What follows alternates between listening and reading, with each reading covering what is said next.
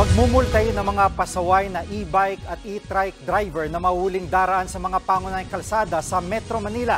Nasa frontline ng balitang yan si Gerard de la Peña.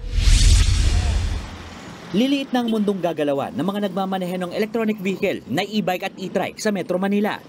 Sa inaprubahang resolusyon ng Metro Manila Council ngayong araw, bawal na ang pagdaan ng mga ganitong klaseng sasakyan sa mga pangunahing kalsada sa Metro Manila. 18 kalsada ang nasa paunang listahan ng MMDA. Kasama rito ang lahat ng circumferential at radial roads, pati na sa elliptical road sa Quezon City, Mindanao Avenue at Marcos Highway.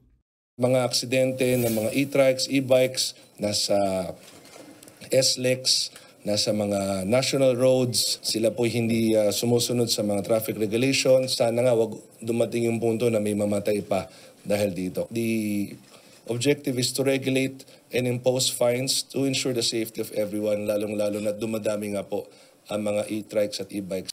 Kasama rin sa ipinagbabawal sa mga major road ang mga kuliglig, tricycle at electric scooters. Matagal nang ipinagbabawal ang mga ganitong sasakyan sa mga malalaking kalsada. Pero ayon sa MMDA, walang ipinapataw na multa noon sa mga nahuhuli. Ngayon, multang 2,500 pesos ang haharapin ng mga lalabag. Kung wala namang maipakitang driver's license, maaaring ma-impound ang kanilang sasakyan.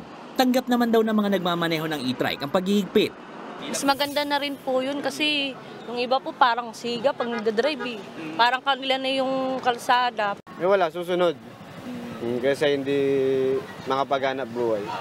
Sabi ng mga MMDA, hindi dapat ituring na kontra sa mga mahihirap ang paghihigpit na ito. Siguro it's about time na stop po natin gamitin yung anti-poor argument all the time na may regulation. Dahil po, ang primary concern po natin dito ay safety ng lahat. Hindi lamang po yung gumagamit ng e-bike, pati na rin po yung ibang sasakyan. Maglalabas ng official guidelines ang Land Transportation Office kung imamandato ang pagrerehistro at pagkakaroon ng lisensya sa mga driver sa lahat ng klase ng e-vehicle. Nagbabalita mula sa Frontline, Gerard de la Peña, News 5. Mga kapatid, Jiggy Manikad po, iba na ang may alam at may pakialam sa panahon ngayon. Para sa konkreto, kumpleto at komprehensibong balitaan sa Frontline, mag-follow at mag-subscribe sa social media pages ng News 5.